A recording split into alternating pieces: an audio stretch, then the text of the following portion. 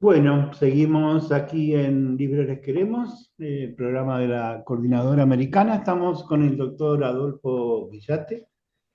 Él es fiscal y, bueno, ha estado al frente del equipo que primero instruyó muchos años la causa sobre los delitos cometidos en la ciudad de Villa Constitución, provincia de Santa Fe, de los cuales, bueno, han sido acusados los directivos de Asindar. Recordemos simplemente que Asindar es, o fue una de las grandes empresas siderometalúrgicas argentinas, fue creada en el primer peronismo y para la época del 75 su presidente de su directorio era un señor de vasta historia en la Argentina, que eran los Martínez de Oz, que luego, como todos saben, pasó a ser el ministro de Economía y lo reemplazó un general, Alcides López Beltrán, ¿no?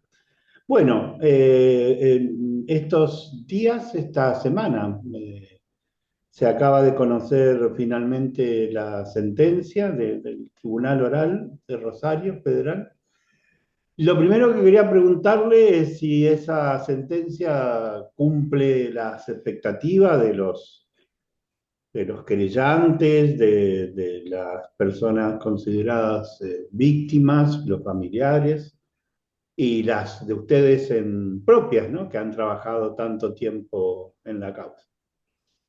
Bueno, ante todo, muchas gracias por la invitación y por el contacto. Obviamente que no cumplen las expectativas. La decisión fue absolutoria para los 17 imputados. Fue realmente una sorpresa, un baldazo de agua fría, para decirlo más gráficamente, porque no era lo que esperábamos. Sí, preveíamos la posibilidad de que se absolviera alguno de los policías federales porque había un elemento de prueba que habíamos estado buscando hasta último momento, que es un expediente de la Policía Federal que no apareció. Pero la verdad es que este resultado fue totalmente inesperado. Eh, Estamos un poco a ciegas y a tientas porque los fundamentos se leen recién el 6 de febrero del año que viene, entonces no conocemos exactamente cuáles son los fundamentos por los cuales el tribunal llega a esta decisión.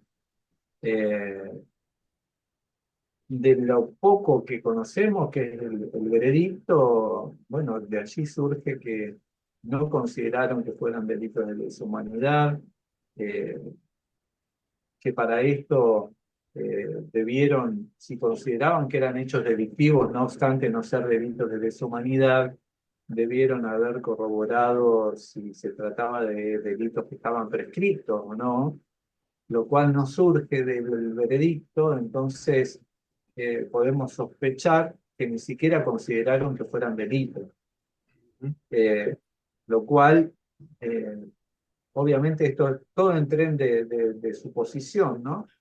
Eh, o al menos así debería haber sido si estuviera bien redactado el veredicto.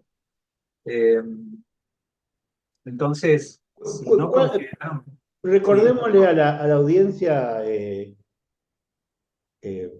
los hechos y por qué ustedes consideraban, bueno, nosotros hemos considerado durante 50, bueno, por lo menos yo durante 40 años, acabo de darme cuenta que el pequeño libro que escribí sobre el Villazo fue en el 86, 40 años. Y bueno, siempre tuvimos la convicción de que en general la empresa, Martínez de Oz, y en particular algunos de los nombrados, de cuyo nombre escuché hace 40 años, ¿no? Eran absolutamente, fueron identificados por todos, nada. Ya en la cárcel de Coronda, en el 76, ya escuchaba hablar de estas personas, eran muy notorios en la relación sí, de la empresa con los trabajadores. Eh, sí. no sé si puedes recordar así, como quieras, ¿no? Los hechos y los fundamentos de la acusación. Sí, los hechos, obviamente no puntualmente, son muchos. Se trata de una represión masiva que se desató en la ciudad de Villa Constitución a partir del 20 de marzo de 1975, cuando confluyeron en esa ciudad una gran cantidad de fuerzas policiales, del ejército, incluso, que es lo novedoso, pudimos identificar la presencia de la AAA en el Ujú. lugar, o al menos de algunos personajes que eran paradigmáticos, ¿no? Sí, De la sí. AAA, Val Gordon, que fue identificado por algunas de las víctimas. Lo que tiene de interesante esto que vemos la presencia de una fuerza parapolicial compartiendo espacio con Ujú. fuerzas de seguridad legales, ¿no? Sí, sí. Que es una particularidad que no se ha dado en otros casos. Bueno, en ese momento se produjeron las detenciones, allanamientos ilegales de muchas personas ligadas a la lucha sindical que se estaba dando en la ciudad de Villa Constitución desde ya el año 1974 con el triunfo de la lista marrón por sobre la lista rosa, que representaba la lista rosa a la burocracia sindical. Y esta lista marrón venía a representar los intereses más actuales de los obreros metalúrgicos, ¿no? Porque realmente representaban a las bases de los trabajadores y constituían una auténtica democracia sindical, contrariamente a lo que sucedía con la burocracia sindical, que, bueno, lo que todos señalan es que tenía un vínculo mucho más cercano con la patronal, ¿no? No había tanta consulta con las bases de los trabajadores, sino que había pactos que se realizaban en escritorios entre los representantes sindicales y la patronal. Esta lista marrón vino a dar vuelta a estas circunstancias y a traer mayores reivindicaciones en los derechos de los trabajadores. Y bueno, esto desató eh, una serie de enojos, por ejemplo, por la propia burocracia sindical representada por Lorenzo Miguel, pero también por la empresa, porque la empresa veía que estas reivindicaciones, de alguna forma, y la lucha que esto implicaba, el paro de la empresa, por las distintas jornadas de lucha que se llevaban a cabo, implicaba una merma en las ganancias de la empresa y en las expectativas que tenía hacia futuro. Y bueno, también, de acuerdo a lo que nosotros consideramos acreditado, surgió a partir de esto un interés de la propia empresa Sindra.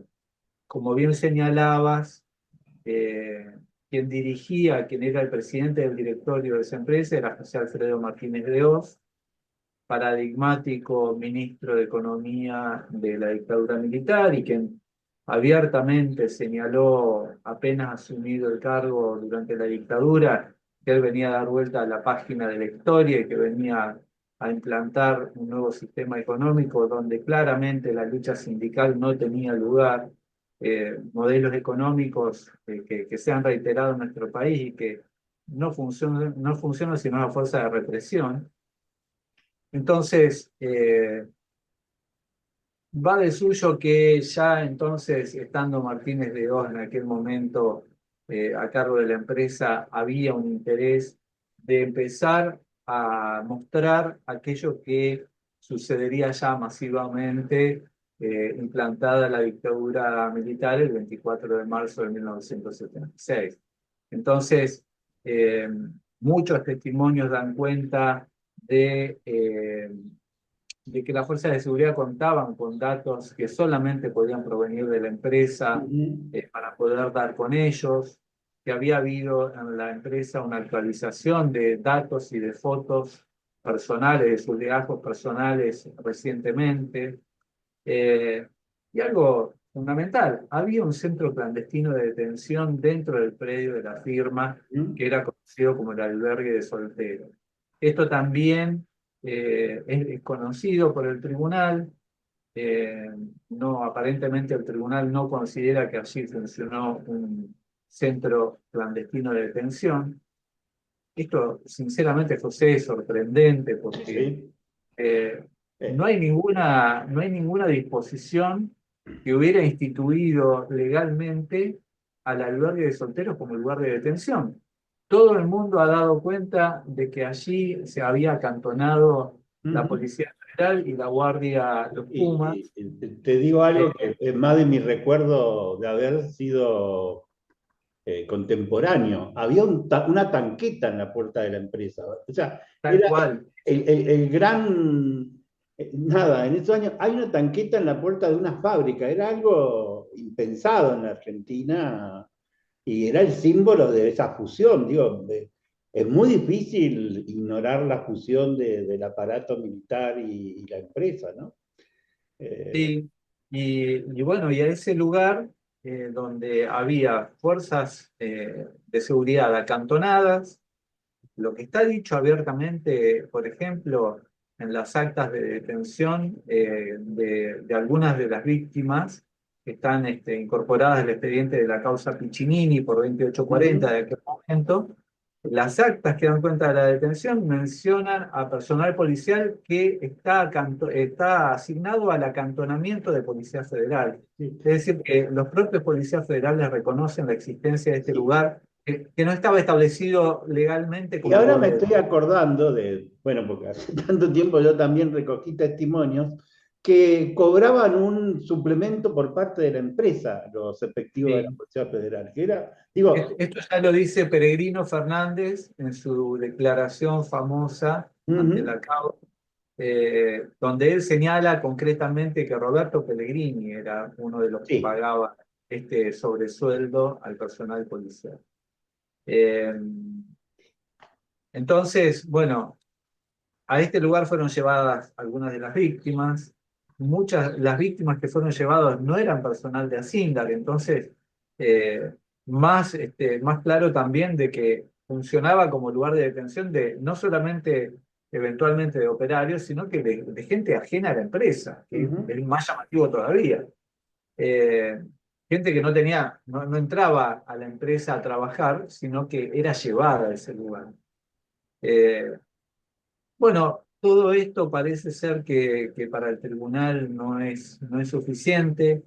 Eh, no entiendo, o si a lo mejor puedo establecer alguna hipótesis acerca de sí, qué es lo que ha considerado el tribunal. Para mí, el tribunal ha considerado que todo esto era legal, que la existencia de un estado de sitio declarado en el año, fines del año ujú, 74 por el gobierno de Isabel, habilitaba al Poder Ejecutivo Nacional a disponer las detenciones. Nosotros lo que cuestionamos es que para poder detener en el marco de un estado de sitio, los decretos que ordenan las detenciones deben ser previos a las detenciones y no posteriores, como en este caso, ujú, que sucedieron todos como menos 5 días después de ocurridas las detenciones. Y que además los decretos deben establecer la vinculación con el motivo de la declaración del estado de sitio, lo cual no hacían. Además de que, y esto nosotros, la jurisprudencia lo que dice es que no puede el Poder Judicial revisar las motivaciones de la declaración de un estado de sitio, porque eso es, digamos, es algo netamente político, es una cuestión política no judiciable, pero lo que sí ha reconocido la jurisprudencia es la posibilidad de verificar la legalidad del el decreto que ordena en concreto una detención en ujú. función del estado de sitio, porque es un acto administrativo que puede ser revisado como cualquier acto administrativo por los jueces. Entonces nosotros lo que dijimos es que eh, los jueces debían revisar esos decretos habían ocurrido primero las detenciones sin orden, que 5 días después se habían dictado los decretos y que esos decretos carecían de fundamento y carecían de vinculación con la declaración del estado de sitio. A esto se suma que forzadamente buscaron a lo largo de todas las detenciones encuadrar a las personas en una militancia en el PRTER que era falsa. Solo muy pocos de las víctimas Ujú. tenían una auténtica militancia en el PRTER que había sido declarado ilegal y que a lo mejor eso podría, supongamos que podría haber habilitado alguna detención. Contra este argumento lo que nosotros dijimos es que poco antes había existido el operativo Independencia, que fue considerado los hechos cometidos allí como delitos de lesa humanidad y que tuvieron como víctimas a militantes del PRT que Pero considerado, estaban en la lucha armada, o sea, claro, supuestamente habían estamos cometido hechos como en el graves, extremo claro, el opuesto a lo extremo, debido. Sí, sí. claro. Pero además, Entonces, no conozco ninguna declaración de estado de sitio que autorice malos tratos, tortura, vejámenes. nada, no, por supuesto. Digo, estoy ironizando, ¿no? Porque creo que este tipo de argumentos solo se pueden, el modo más eficaz, llevarlo al ridículo, al extremo del ridículo, ¿no? Así es. Y lo que siempre Y decimos, durante toda su investigación, y por lo que yo pude leer, al menos la primera parte del alegato, pude leer con detenimiento, también se proponía una fuerte relación entre el operativo represivo y los cambios estructurales que hubo en la Argentina en la economía. Y si mal no recuerdo, me impactó una categoría que yo no había escuchado o utilizado hasta ahora, que es la idea del Estado cautivo, como que si la empresa hubiera transformado al Estado argentino en un agente útil para sus planes. ¿Entendí bien más o menos eso?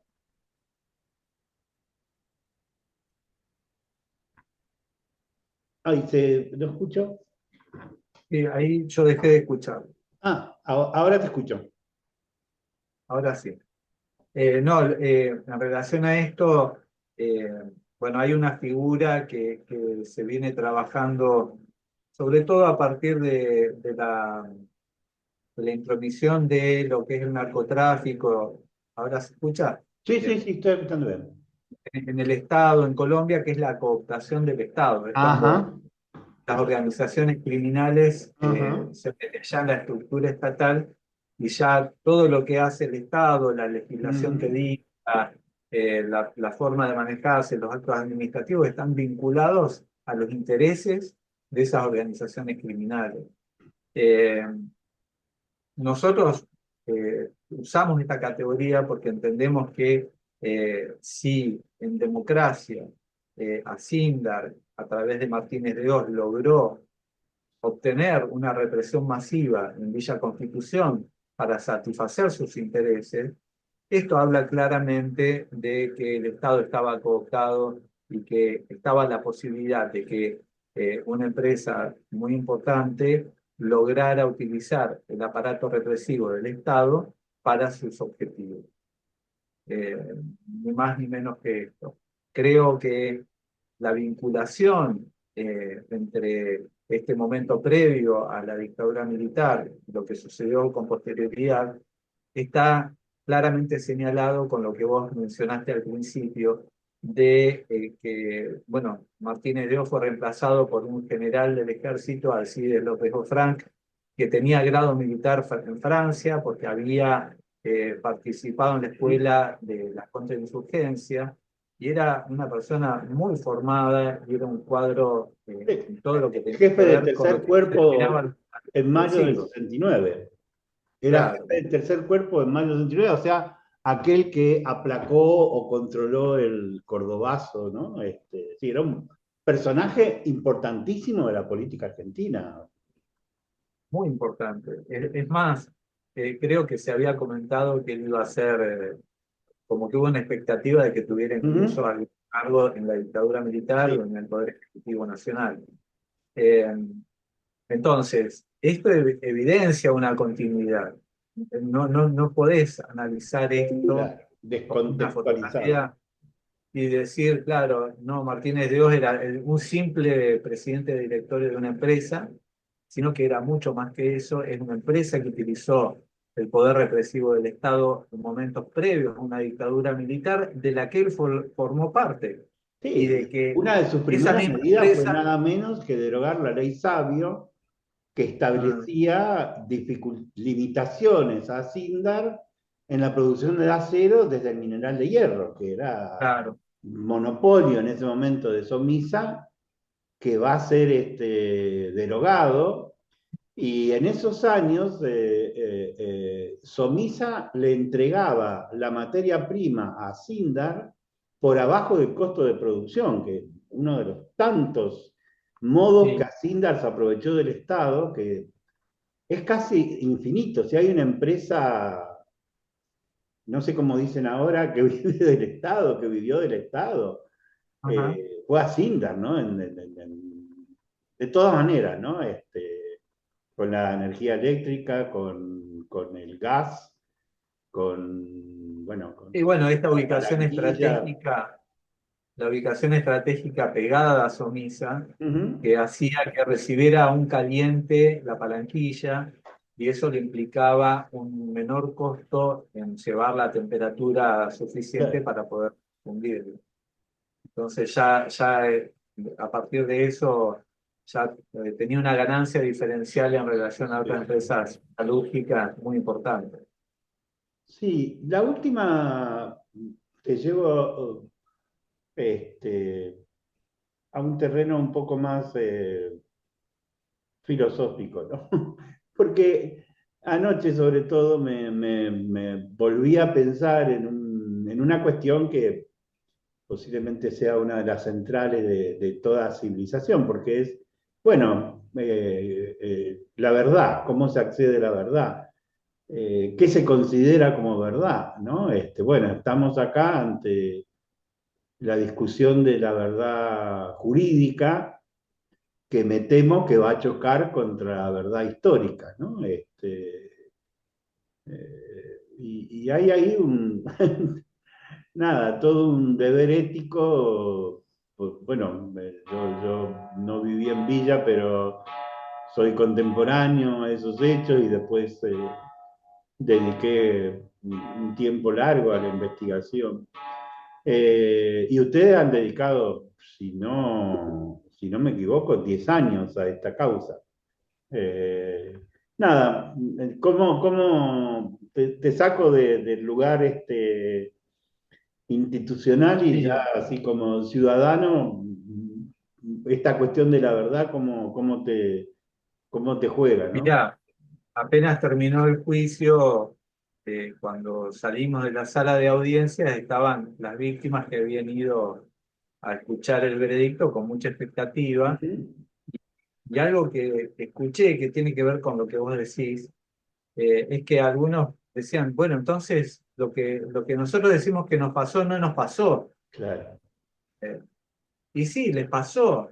Y acá está en disputa el sentido de qué es exactamente lo que les pasó, y bueno, el hecho de que haya un tribunal que dice cuál es, hay que distinguir, ¿no? Porque también los hechos pueden tener claro, una trascendencia jurídico-penal o no tenerla. claro. Y eso no hace que hayan dejado de existir los hechos Ujú. como tal. Eh, se, Nosotros pretendimos como Fiscalía sostener que estos hechos tienen una trascendencia penal, que deben ser considerados delitos, y encuadramos estos delitos como delitos de lesa humanidad.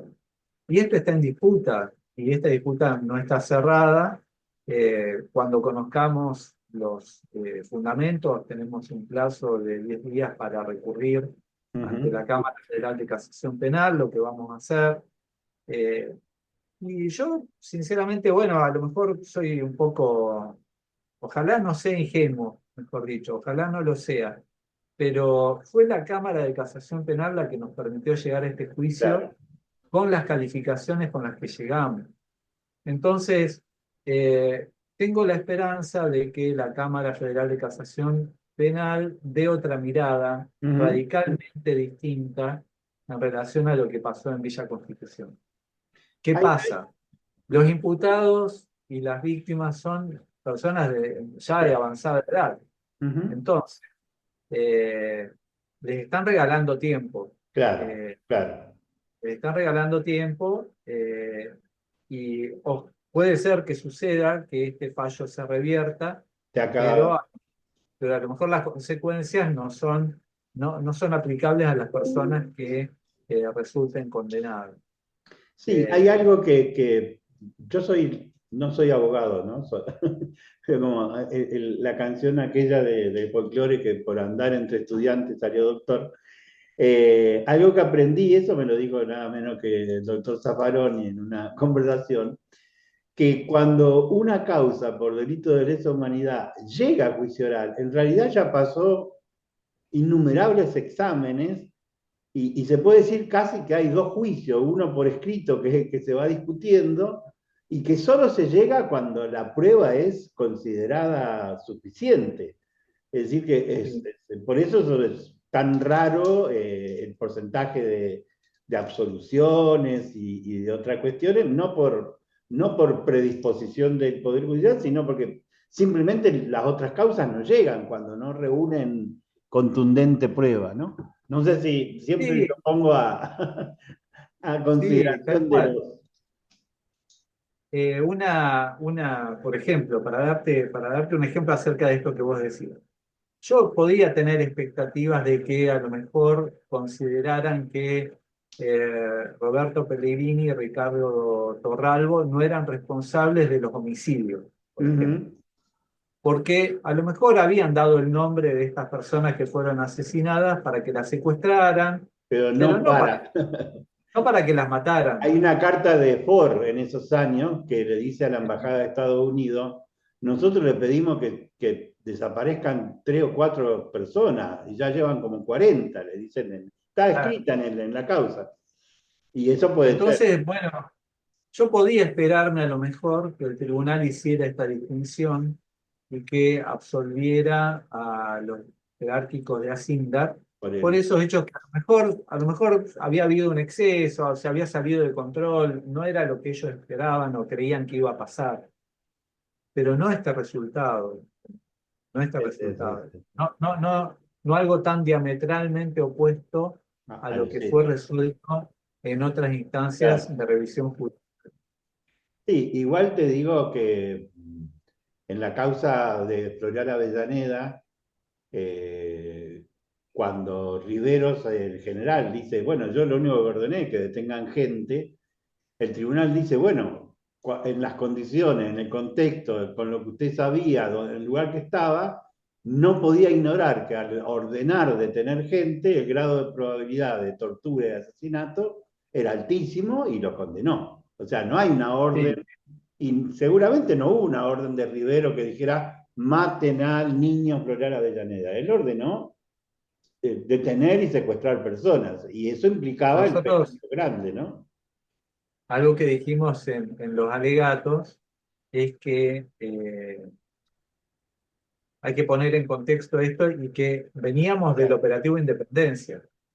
Entonces, ya había habido una masacre en Tucumán, ya Ujú. había habido excesos, si se consideran tales.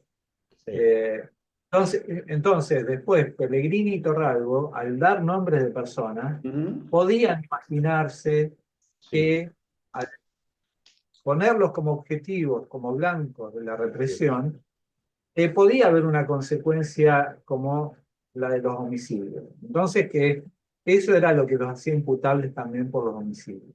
Sí, yo creo que ese argumento es indiscutible. Hay que descontextualizar demasiado. En esos días, en la provincia de Santa Fe, yo vivía en la ciudad, pero la provincia de Santa Fe es una especie de territorio de bombardeo. Uno abre el diario La Capital y vas a ver todos los días bombas, bombas, explosiones, con lo cual decir que había un estado normal de las cosas es un absurdo.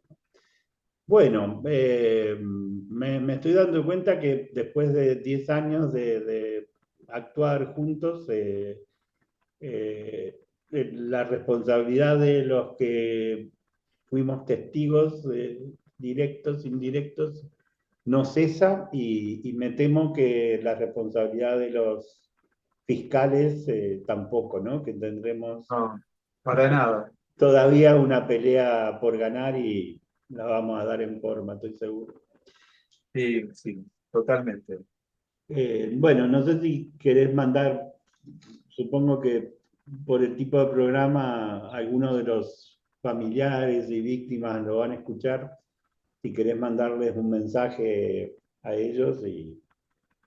Sí, sí. Bueno, esto que te decía, que yo creo que es como una batalla que se perdió, pero que la guerra todavía no está terminada en el sentido de que todavía se puede seguir peleando por la vía recursiva, Ujú, eh, y que yo tengo alguna esperanza de que esto cambie, ujú, de que la resolución se modifique. Así que no hay que desesperar, hay que tener paciencia, y hay que seguir, seguir remándola, y creo que tengo sinceras esperanzas en que al menos algo se va a modificar. y que hay varias verdades y que hay Sí, algunas que no las va a modificar ni el Poder Judicial ni nadie, ¿no? Que no, no. hubo secuestro y desapariciones en Villa Concepción es indiscutible y que el plan económico favoreció a Sindar también, ¿no? Te agradezco mucho, te agradezco mucho tantos años de actuar convergentemente. Bueno, nos ha convencido a muchos de la idoneidad y el compromiso de ustedes, así que en nombre de todos se lo agradezco. Gracias. Bueno, gracias. Realmente hace falta escucharlo, porque uno no puede evitar pensar que cuando sale un resultado tan adverso, falló uno, ¿no?